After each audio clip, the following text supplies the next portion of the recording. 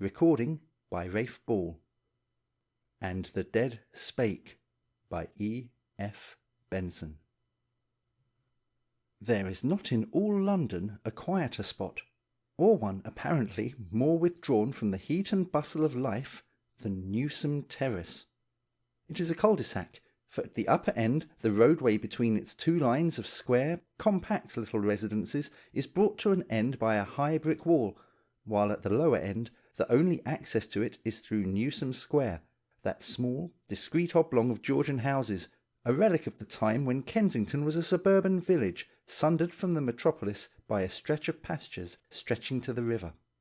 Both square and terrace are most inconveniently situated for those whose ideal environment includes a rank of taxicabs immediately opposite the door, a spate of buses roaring down the street, and a procession of underground trains, accessible by a station a few yards away, shaking and rattling the cutlery and silver on their dining tables. In consequence, Newsome Terrace had come, 2 years ago, to be inhabited by leisurely and retired folk, or by those who wished to pursue their work in quiet and tranquillity.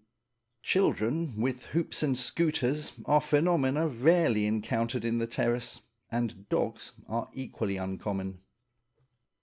In front of each of the couple of dozen houses of which the terrace is composed lies a little square of railinged garden, in which you may often see the middle-aged or elderly mistress of the residence horticulturally employed. By 5 o'clock of a winter's evening the pavements will generally be empty of all passengers except the policeman, who, with felted step, at intervals throughout the night, peers with his bull's-eye into these small front gardens, and never finds anything more suspicious there than an early crocus or an aconite. For by the time it is dark the inhabitants of the terrace have got themselves home, where behind drawn curtains and bolted shutters they will pass a domestic and uninterrupted evening. No funeral, up to the time I speak of, had I ever seen leave the terrace. No marriage party had strewed its pavements with confetti, and perambulators were unknown. It and its inhabitants seemed to be quietly mellowing like bottles of sound wine. No doubt there was stored within them the sunshine and summer of youth long past, and now, dozing in a cool place, they waited for the turn of the key in the cellar door, and the entry of one who would draw them forth and see what they were worth. Yet, after the time of which I shall now speak, I have never passed down its pavement without wondering whether each house, so seemingly tranquil, is not, like some dynamo, softly and smoothly bringing into being vast and terrible forces, such as those I once saw at work in the last house at the upper end of the terrace, the quietest, you would have said, of all the row. Had you observed it with continuous scrutiny for all the length of a summer day, it is quite possible that you might have only seen issue from it in the morning an elderly woman, whom you would have rightly conjectured to be the housekeeper, with her basket for marketing on her arm, who returned an hour later. Except for her, the entire day might often pass without there being either ingress or egress from the door. Occasionally a middle-aged man, lean and wiry, came swiftly down the pavement, but his exit was by no means a daily occurrence, and indeed when he did emerge he broke the almost universal usage of the terrace, for his appearances took place, when such they were, between 9 and 10 in the evening. At that hour sometimes he would come round to my house in Newsome Square to see if I was at home, and inclined for a talk a little later on. For the sake of air and exercise he would then have an hour's tramp through the lit and noisy streets, and return about 10, still pale and unflushed, for one of those talks which grew to have an absorbing fascination for me. More rarely through the telephone I proposed that I should drop in on him. This I did not often do, since I found that if he did not come out himself, it implied that he was busy with some investigation, and though he made me welcome, I could easily see that he burned for my departure, so that he might get busy with his batteries and pieces of tissue, hot on the track of discoveries that never yet had presented themselves to the mind of man as coming within the horizon of possibility. My last sentence may have led the reader to guess that I am indeed speaking of none other than that recluse and mysterious physicist, Sir James Horton, with whose death 100 half-hewn avenues into the dark forest from which life comes must wait completion till another pioneer, as bold as he, takes up the axe which hitherto none but himself has been able to wield. Probably there was never a man to whom humanity owed more, and of whom humanity knew less. He seemed utterly independent of the race to whom, though indeed with no service of love, he devoted himself. For years he lived aloof and apart in his house at the end of the terrace. Men and women were to him like fossils to the geologist, things to be tapped and hammered and dissected and studied, with a view not only to the reconstruction of past ages, but to construction in the future. It is known, for instance, that he made an artificial being formed of the tissue, still living, of animals lately killed, with the brain of an ape and the heart of a bullock, and a sheep's thyroid, and so forth. Of that I can give no first-hand account. Horton, it is true, told me something about it, and in his will directed that certain memoranda on the subject should, on his death, be sent to me. But on the bulky envelope there is the direction, "Not to be opened till January 1925. He spoke with some reserve, and, so I think, with slight horror at the strange things which had happened on the completion of this creature. It evidently made him uncomfortable to talk about it, and for that reason I fancy he put what was then a rather remote date to the day when his record should reach my eye. Finally, in these preliminaries, for the last 5 years before the war, he had scarcely entered, for the sake of companionship, any house other than his own and mine. Ours was a friendship dating from school days, which he had never suffered to drop entirely, but I doubt if in those years he spoke except on matters of business to 6 other people. He had already retired from surgical practice, in which his skill was unapproached, and most completely now did he avoid the slightest intercourse with his colleagues, whom he regarded as ignorant pedants without courage or the rudiments of knowledge. Now and then he would write an epoch-making little monograph, which he flung to them like a bone to a starving dog, but for the most part, utterly absorbed in his own investigations, he left them to grope along unaided.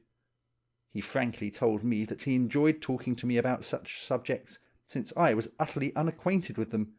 It clarified his mind to be obliged to put his theories and guesses and confirmations with such simplicity that anyone could understand them. I well remember his coming in to see me on the evening of the 4th of August, 1914. "So, the war has broken out," he said, "and the streets are impassable with excited crowds. Odd, isn't it? Just as if each of us already was not a far more murderous battlefield than any which can be conceived between warring nations." "How's that?" said I. "Let me try to put it plainly, though it isn't that I want to talk about. Your blood is one eternal battlefield. It is full of armies eternally marching and counter-marching. As long as the armies friendly to you are in a superior position, you remain in good health. If a detachment of microbes that, if suffered to establish themselves, would give you a cold in the head, entrench themselves in your mucous membrane, the commander-in-chief sends a regiment down and drives them out. He doesn't give his orders from your brain, mind you. Those aren't his headquarters, for your brain knows nothing about the landing of the enemy till they have made good their position and given you a cold." He paused a moment. "There isn't one headquarters inside you," he said. "There are many. For instance, I killed a frog this morning. At least, most people would say I killed it. But had I killed it, though its head lay in one place and its severed body in another? Not a bit. I had only killed a piece of it, for I opened the body afterwards and took out the heart, which I put in a sterilized chamber of suitable temperature, so that it wouldn't get cold or be infected by any microbe. That was about 12 o'clock today, and when I came out just now, the heart was beating still. It was alive, in fact. That's full of suggestions, you know. Come and see it. The terrace had been stirred into volcanic activity by news of the war. The vendor of some late edition had penetrated into its quietude, and there were half a dozen parlour-maids fluttering about like black and white moths. But once inside Horton's door, isolation, as of an Arctic night, seemed to close round me. He had forgotten his latch-key, but his housekeeper, then newly come to him, who became so regular and familiar a figure in the terrace, must have heard his step, for before he rang the bell she had opened the door, and stood with his forgotten latch-key in her hand. "Thanks, Mrs. Gabriel," said he, and without a sound the door shut behind us. Both her name and face, as reproduced in some illustrated daily paper, seemed familiar, rather terribly familiar, but before I had time to grope for the association, Horton supplied it. "Tried for the murder of her husband 6 months ago," he said. "Odd case. The point is that she is the one perfect housekeeper. I once had 4 servants, and everything was all mucky, as we used to say at school. Now I live in amazing comfort and propriety with one. She does everything. She is cook, valet, housemaid, butler, and won't have anyone to help her. No doubt she killed her husband, but she planned it so well that she could not be convicted. She told me quite frankly who she was when I engaged her. Of course, I remembered the whole trial vividly now. Her husband, a morose, quarrelsome fellow, tipsy as often as sober, had, according to the defence, cut his own throat while shaving. According to the prosecution, she had done that for him. There was the usual discrepancy of evidence as to whether the wound could have been self-inflicted, and the prosecution tried to prove that the face had been lathered after his throat had been cut. So singular an exhibition of forethought and nerve had hurt rather than helped their case, and after prolonged deliberation on the part of the jury, she had been acquitted.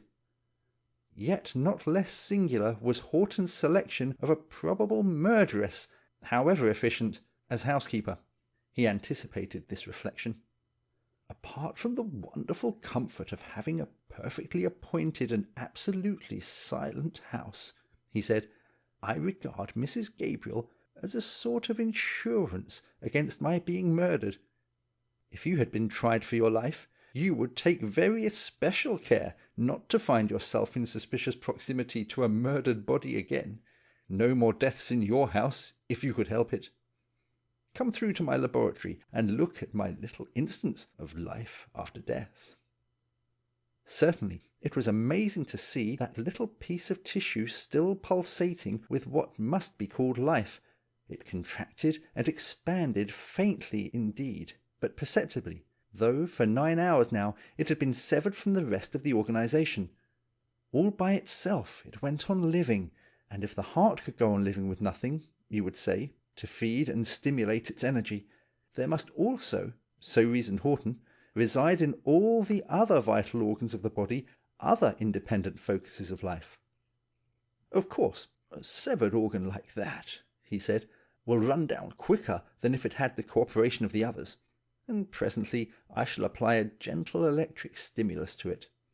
If I can keep that glass bowl under which it beats at the temperature of a frog's body in sterilized air, I don't see why it should not go on living. Food, of course there's the question of feeding it. Do you see what that opens up in the way of surgery? Imagine a shop with glass cases containing healthy organs taken from the dead. Say a man dies of pneumonia.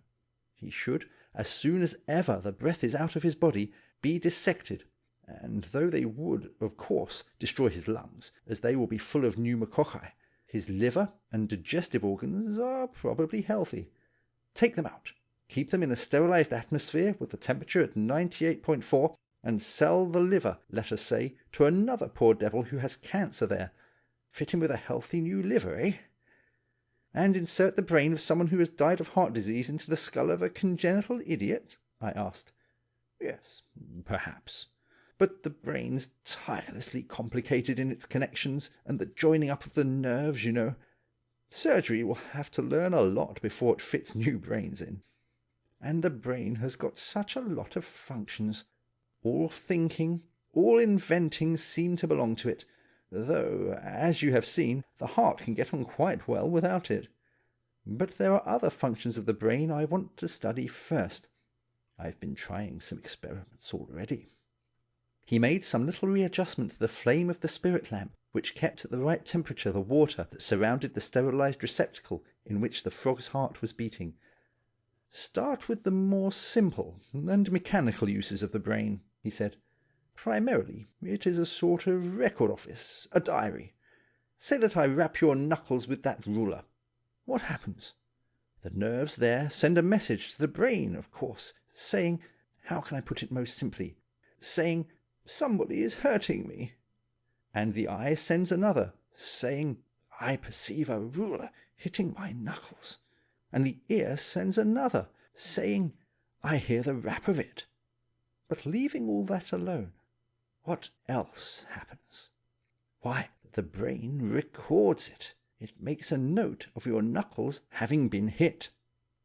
He had been moving about the room as he spoke, taking off his coat and waistcoat and putting on, in their place, a thin black dressing gown, and by now he was seated in his favourite attitude, cross-legged upon the hearthrug, looking like some magician, or perhaps the ifrit of which a magician of black arts has caused to appear. He was thinking intently now, passing through his fingers his string of amber beads, and talking more to himself than to me.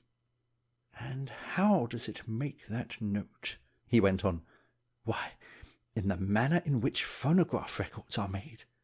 There are millions of minute dots, depressions, pockmarks on your brain, which certainly record what you remember, what you have enjoyed or disliked, or done or said.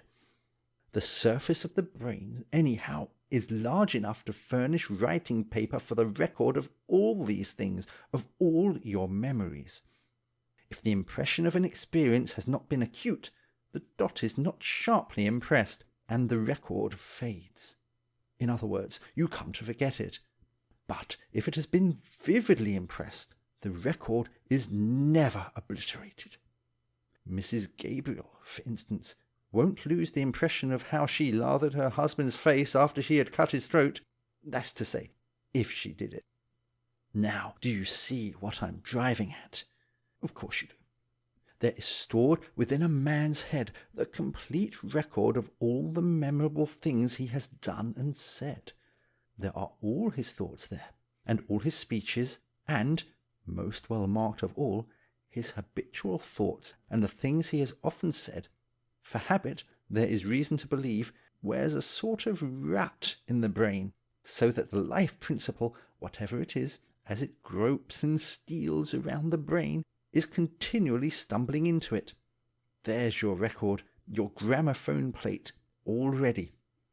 What we want, and what I'm trying to arrive at, is a needle, which, as it traces its minute way over these dots, will come across words or sentences which the dead have uttered, and will reproduce them. My word, what judgment books! What a resurrection! Here, in this withdrawn situation, no remotest echo of the excitement which was seething through the streets penetrated. Through the open window there came in only the tide of the midnight silence. But from somewhere closer at hand, through the wall, surely, of the laboratory, there came a low, somewhat persistent murmur. Perhaps our needle, unhappily not yet invented, as it passed over the record of speech in the brain, might induce even facial expression, he said. Enjoyment or horror might even pass over dead features. There might be gestures and movements even, as the words were reproduced in our gramophone of the dead.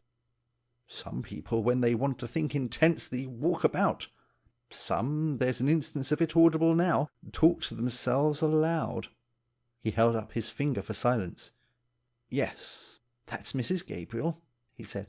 "She talks to herself by the hour together. She's always done that, she tells me. I shouldn't wonder if she has plenty to talk about." It was that night when, first of all, the notion of intense activity going on below the placid house fronts of the terrace occurred to me. None looked more quiet than this, and yet there was seething here a volcanic activity and intensity of living, both in the man who sat cross-legged on the floor and behind that voice just audible through the partition wall. But I thought of that no more, for Horton began speaking of the brain gramophone again. Were it possible to trace those infinitesimal dots and pockmarks in the brain by some needle exquisitely fine, it might follow that by the aid of some contrivance as translated the pockmarks on a gramophone record into sound, some audible rendering of speech might be recovered from the brain of a dead man. It was necessary, so he pointed out to me, that this strange gramophone record should be new. It must be that of one lately dead, for corruption and decay would soon obliterate these infinitesimal markings. He was not of opinion that unspoken thought could be thus recovered. The utmost he hoped for from his pioneering work was to be able to recapture actual speech, especially when such speech had habitually dwelt on one subject, and thus had worn a rut on that part of the brain known as the speech centre. "Let me get, for instance," he said, "the brain of a railway porter, newly dead, who has been accustomed for years to call out the name of a station, and I do not despair of hearing his voice through my gramophone trumpet. Or again, given that Mrs. Gabriel, in all her interminable conversations with herself, talks about one subject, I might, in similar circumstances, recapture what she has been constantly saying. Of course, my instrument must be of a power and a delicacy still unknown, one of which the needle can trace the minutest irregularities of surface, and of which the trumpet must be of immense magnifying power, able to translate the smallest whisper into a shout. But just as a microscope will show you the details of an object invisible to the eye, so there are instruments which act in the same way on sound. Here, for instance, is one of remarkable magnifying power. Try it, if you like." He took me over to a table on which was standing an electric battery connected with a round steel globe, out of the side of which sprang a gramophone trumpet of curious construction. He adjusted the battery and directed me to click my fingers quite gently opposite an aperture in the globe, and the noise, ordinarily scarcely audible, resounded through the room like a thunderclap. "Something of that sort might permit us to hear the record on a brain," he said. After this night my visits to Horton became far more common than they had hitherto been. Having once admitted me into the region of his strange explorations, he seemed to welcome me there. Partly, as he had said, it clarified his own thought to put it into simple language. Partly, as he subsequently admitted, he was beginning to penetrate into such lonely fields of knowledge by paths so utterly untrodden that even he, the most aloof and independent of mankind, wanted some human presence near him. Despite his utter indifference to the issues of the war, for, in his regard, issues far more crucial demanded his energies, he offered himself as surgeon to a London hospital for operations on the brain, and his services, naturally, were welcomed, for none brought knowledge or skill like his to such work. Occupied all day, he performed miracles of healing, with bold and dexterous excisions which none but he would have dared to attempt. He would operate, often successfully, for lesions that seemed certainly fatal, and all the time he was learning. He refused to accept any salary. He only asked, in cases where he had removed pieces of brain matter, to take these away, in order by further examination and dissection to add to the knowledge and manipulative skill which he devoted to the wounded. He wrapped these morsels in sterilized lint and took them back to the terrace in a box, electrically heated to maintain the normal temperature of a man's blood.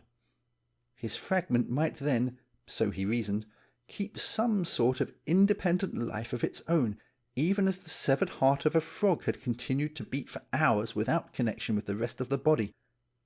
Then, for half the night, he would continue to work on these sundered pieces of tissue scarcely dead, which his operations during the day had given him. Simultaneously, he was busy over the needle that must be of such infinite delicacy. One evening, fatigued with a long day's work, I had just heard with a certain tremor of uneasy anticipation the whistles of warning which heralded an air raid, when my telephone bell rang. My servants, according to custom, had already betaken themselves to the cellar, and I went to see what the summons was, determined in any case not to go out into the streets. I recognized Horton's voice. "I want you at once," he said. "But the warning whistles have gone," said I, "and I don't like showers of shrapnel." "Oh, never mind that," said he. "You must come. I'm so excited that I distrust the evidence of my own ears. I want a witness. Just come."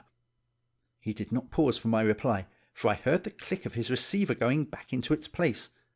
Clearly he assumed that I was coming, and that, I suppose, had the effect of suggestion on my mind. I told myself that I would not go, but within a couple of minutes his certainty that I was coming, coupled with the prospect of being interested in something else than air raids, made me fidget in my chair and eventually go to the street door and look out. The moon was brilliantly bright, the square quite empty, and far away the coughings of very distant guns. Next moment, almost against my will, I was running down the deserted pavements of Newson Terrace.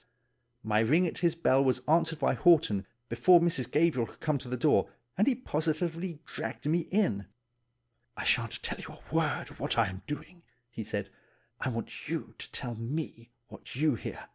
Come into the laboratory."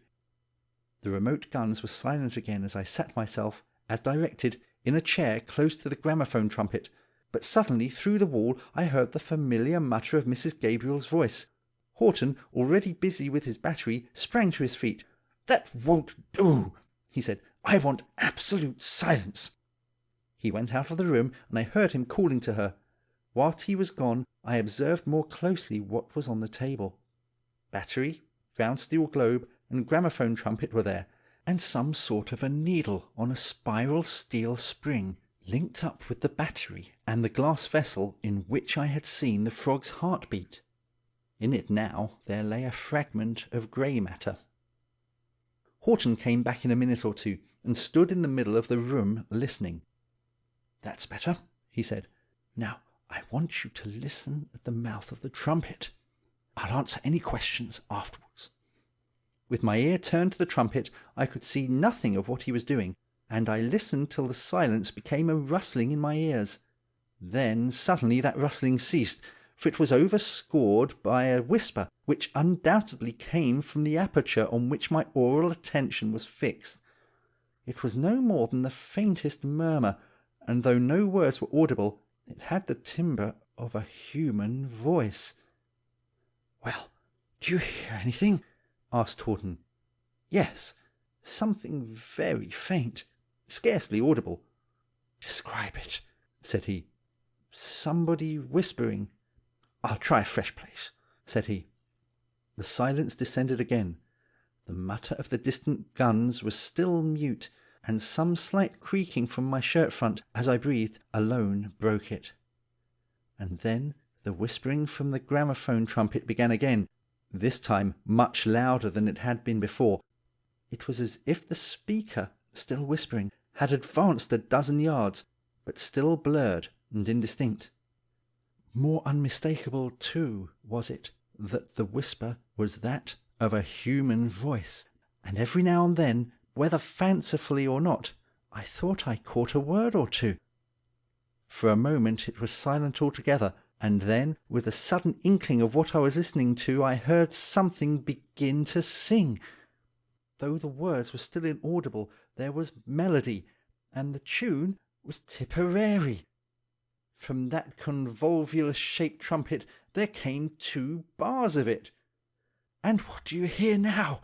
cried Horton with a crack of exultation in his voice. "Singing, singing! That's the tune they all sang. Fine music, that from a dead man. Encore, you say? Yes, wait a second, and he'll sing it again for you. Confound it, I can't get on to the place. Ah, I've got it. Listen again." Surely that was the strangest manner of song ever yet heard on the earth, this melody from the brain of the dead.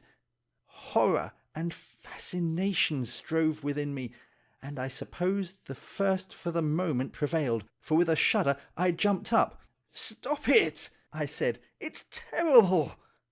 His face, thin and eager, gleamed in the strong ray of the lamp which he had placed close to him.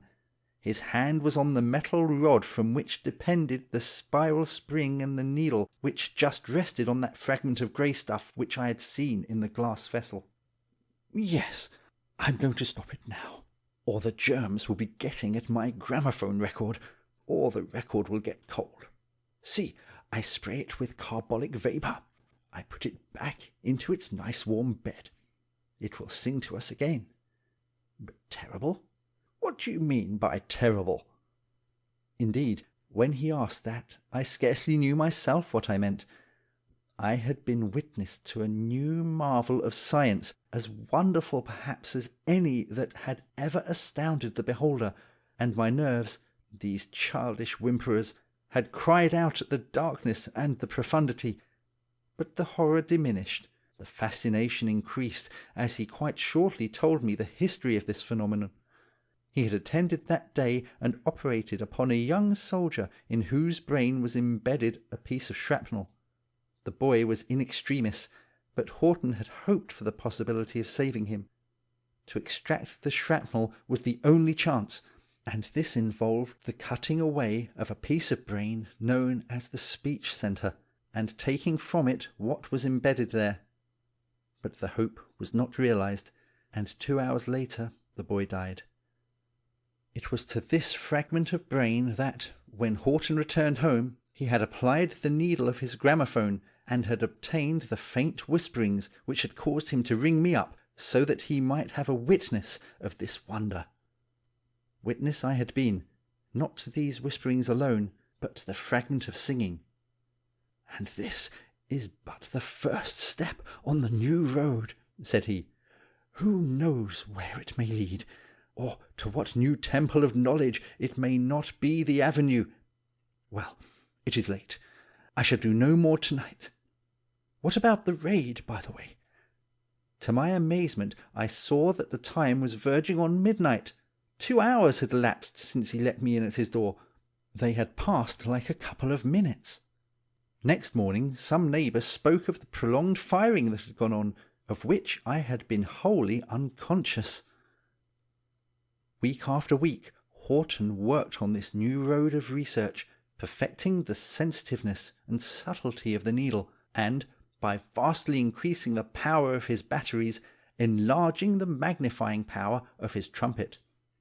Many and many an evening during the next year did I listen to voices that were dumb in death, and the sounds which had been blurred and unintelligible mutterings in the earlier experiments developed, as the delicacy of his mechanical devices increased, into coherence and clear articulation. It was no longer necessary to impose silence on Mrs. Gabriel when the gramophone was at work, for now the voice we listened to had risen to the pitch of ordinary human utterance, while as for the faithfulness and individuality of these records, striking testimony was given more than once by some living friend of the dead, who, without knowing what he was about to hear, recognized the tones of the speaker. More than once, also, Mrs. Gabriel, bringing in siphons and whisky, provided us with 3 glasses, for she had heard, so she told us, 3 different voices in talk. But for the present no fresh phenomenon occurred. Horton was but perfecting the mechanism of his previous discovery, and, rather grudging the time, was scribbling at a monograph which presently he would toss to his colleagues, concerning the results he had already obtained. And then, even while Horton was on the threshold of new wonders which he had already foreseen and spoken of as theoretically possible, there came an evening of marvel and of swift catastrophe. I had dined with him that day, Mrs. Gabriel deftly serving the meal that she had so daintily prepared, and towards the end, as she was clearing the table for our dessert, she stumbled, I suppose, on a loose edge of carpet, quickly recovering herself. But instantly Horton checked some half-finished sentence and turned to her. "You're all right, Mrs. Gabriel?" he asked quickly. "Yes, sir. Thank you," she said, and went on with her serving. "As I was saying," began Horton again, but his attention clearly wandered, and without concluding his narrative he relapsed into silence till Mrs. Gabriel had given us our coffee and left the room. "I'm sadly afraid my domestic felicity may be disturbed," he said. "Mrs. Gabriel had an epileptic fit yesterday, and she confessed when she recovered that she had been subject to them when a child, and since then had occasionally experienced them." "Dangerous, then?" I asked. "In themselves, not in the least," said he. "If she was sitting in her chair, or lying in bed when one occurred, there would be nothing to trouble about.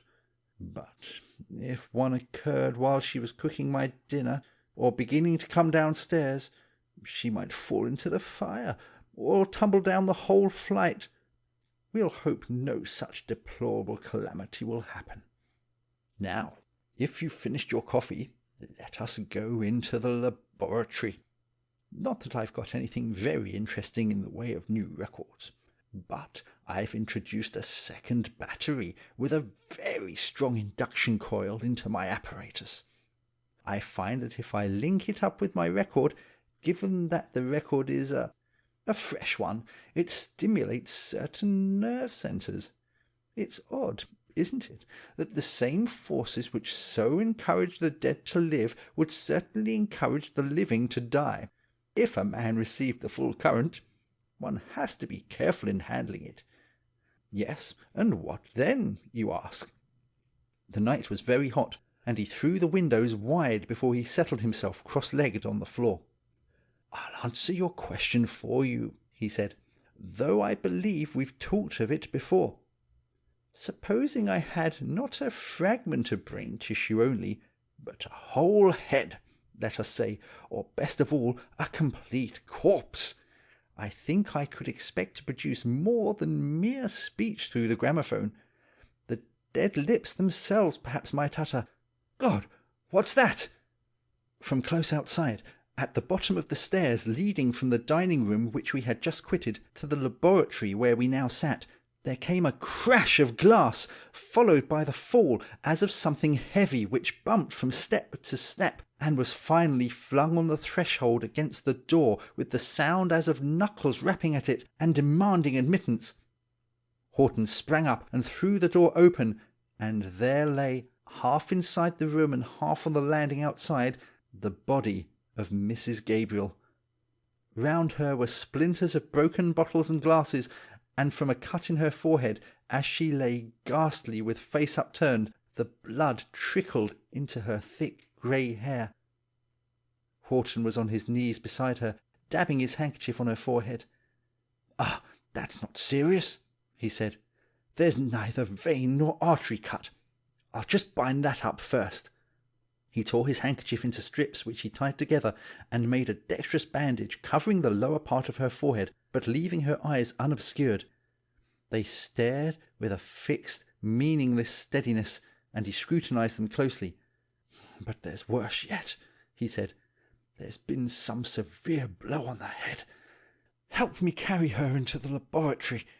Get round to her feet, and lift underneath the knees when I am ready. There! Now, put your arm right under her, and carry her." Her head swung limply back as he lifted her shoulders, and he propped it up against his knee, where it mutely nodded and bowed, and his leg moved as if in silent assent to what we were doing, and the mouth, at the extremity of which there had gathered a little lather, lolled open. He still supported her shoulders as I fetched a cushion on which to place her head, and presently she was lying close to the low table on which stood the gramophone of the dead. Then, with light, deft fingers, he passed his hands over her skull, pausing as he came to the spot just above and behind her right ear. Twice and again his fingers groped and lightly pressed, while with shut eyes and concentrated attention he interpreted what his trained touch revealed. "Her skull is broken to fragments just here," he said. "In the middle there is a piece completely severed from the rest, and the edges of the cracked pieces must be pressing on her brain." Her right arm was lying palm upwards on the floor, and with one hand he felt her wrist with fingertips. "Not a sign of a pulse," he said. "She's dead, in the ordinary sense of the word. But life persists in an extraordinary manner, you may remember. She can't be wholly dead. No one is wholly dead in a moment, unless every organ is blown to bits. But she soon will be dead, if we don't relieve the pressure on the brain. That's the first thing to be done. While I'm busy at that, shut the window, will you, and make up the fire. In this sort of case, the vital heat, whatever that is, leaves the body very quickly. Make the room as hot as you can. Fetch an oil stove, and turn on the electric radiator, and stoke up a roaring fire. The hotter the room is, the more slowly will the heat of life leave her." Already he had opened his cabinet of surgical instruments and taken out of it 2 drawers full of bright steel, which he laid on the floor beside her. I heard the grating chink of scissors severing her long grey hair, and as I busied myself with laying and lighting the fire in the hearth and kindling the oil stove, which I found, by Horton's directions, in the pantry, I saw that his lancet was busy on the exposed skin. He had placed some vaporizing spray, heated by a spirit lamp, close to her head, and as he worked its fizzing nozzle filled the air with some clean and aromatic odour. Now and then he threw out an order. "Bring me that electric lamp on the long cord," he said. "I haven't got enough light. Don't look at what I'm doing if you're squeamish, for if it makes you feel faint I shan't be able to attend to you." I suppose that violent interest in what he was doing overcame any qualm that I might have had, for I looked quite unflinching over his shoulder as I moved the lamp about till it was in such a place that it threw its beam directly into a dark hole at the edge of which depended a flap of skin. Into this he put his forceps, and as he withdrew them they grasped a piece of blood-stained bone. "That's better," he said. "And the room's warming up well. But there's no sign of pulse yet. Go on stoking, will you, till the thermometer on the wall there registers 100 degrees. When next, on my journey from the coal cellar, I looked, 2 more pieces of bone lay beside the one I had seen extracted, and presently, referring to the thermometer, I saw that between the oil stove and the roaring fire and the electric radiator I had raised the room to the temperature he wanted. Soon, peering fixedly at the seat of his operation, he felt for her pulse again. "Not a sign of returning vitality," he said. "I've done all I can. There's nothing more possible that can be devised to restore her."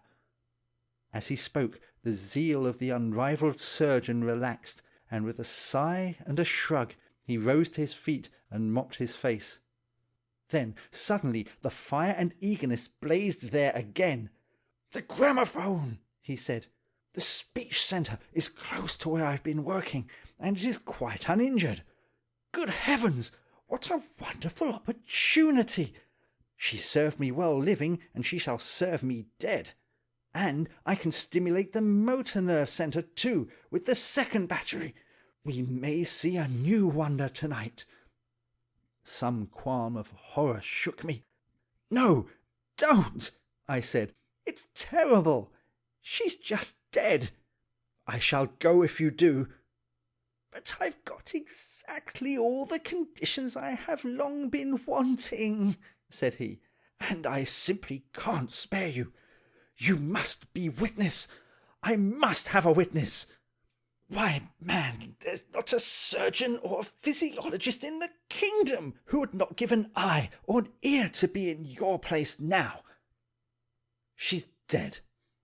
I pledge you on my honour that, and it's grand to be dead if you can help the living." Once again, in a far fiercer struggle, horror and the intensest curiosity strove together in me. "Be quick, then," said I. "Ha! That's right," exclaimed Horton. "Help me to lift her onto the table by the gramophone. The cushion, too. I can get at the place more easily with her head a little raised." He turned on the battery, and with the movable light close beside him, brilliantly illuminating what he sought, he inserted the needle of the gramophone into the jagged aperture in her skull. For a few minutes, as he groped and explored there was silence, and then, quite suddenly, Mrs. Gabriel's voice, clear and unmistakable, and of the normal loudness of human speech, issued from the trumpet. "Yes, I always said that I'd be even with him," came the articulated syllables. "He used to knock me about, he did, when he came home drunk, and often I was black and blue with bruises. But I'll give him a redness for the black and blue." The record grew blurred. Instead of articulate words, there came from it a gobbling noise. By degrees that cleared, and we were listening to some dreadful, suppressed sort of laughter, hideous to hear. On and on it went. "I've got into some sort of rut," said Horton. "She must have laughed a lot to herself." For a long time we got nothing more except the repetition of the words we had already heard, and the sound of that suppressed laughter. Then Horton drew towards him the second battery. "I'll try a stimulation of the motor nerve centres," he said. "Watch her face." He propped the gramophone needle in position, and inserted into the fractured skull the 2 poles of the second battery, moving them about there very carefully. And, as I watched her face, I saw with a freezing horror that her lips were beginning to move. "Her mouth's moving!" I cried. "She can't be dead!" He peered into her face. "Nonsense," he said. "That's only the stimulus from the current. She's been dead half an hour. Ah! What's coming now?" The lips lengthened into a smile, the lower jaw dropped, and from her mouth came the laughter we had heard just now through the gramophone, and then the dead mouth spoke, with a mumble of unintelligible words, a bubbling torrent of incoherent syllables. "I'll turn the full current on," he said. The head jerked and raised itself, the lips struggled for utterance, and suddenly she spoke swiftly and distinctly. "Just when he got his razor out," she said, "I came up behind him, and put my hand over his face, and bent his neck back over his chair with all my strength, and I picked up his razor, and with one slit, that was the way to pay him out. And I didn't lose my head, but I lathered his chin well, and put the razor in his hand, and left him there, and went downstairs and cooked his dinner for him, and then an hour afterwards, as he didn't come down, up I went to see what kept him. It was a nasty cut on his neck that had kept him." Horton suddenly withdrew the 2 poles of the battery from her head, and even in the middle of her word the mouth ceased working and lay rigid and open. "By God," he said, "there's a tale for dead lips to tell, but we'll get more yet." Exactly what happened then I never knew. It appeared to me that as he still leaned over the table with the 2 poles of the battery in his hand, his foot slipped and he fell forward across it. There came a sharp crack and a flash of blue dazzling light, and there he lay face downwards, with arms that just stirred and quivered. With his fall, the 2 poles that must momentarily have come into contact with his hand were jerked away again, and I lifted him and laid him on the floor. But his lips, as well as those of the dead woman, had spoken for the last time. End of And the Dead Spake. Recording by Rafe Ball.